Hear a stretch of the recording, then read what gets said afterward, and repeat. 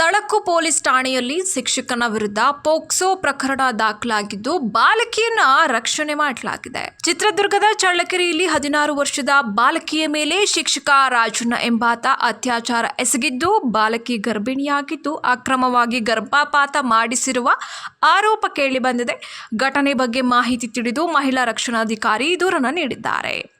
ಈ ಮೇರೆಗೆ ಶಿಕ್ಷಕ ಹಾಗೂ ಗರ್ಭಪಾತ ಮಾಡಿದ ವೈದ್ಯೆ ವಿರುದ್ಧ ಚಳ್ಳಕೆರೆ ಪೊಲೀಸ್ ಠಾಣೆಯಲ್ಲಿ ಪೋಕ್ಸೋ ಪ್ರಕರಣ ಕೂಡ ದಾಖಲಾಗಿದೆ.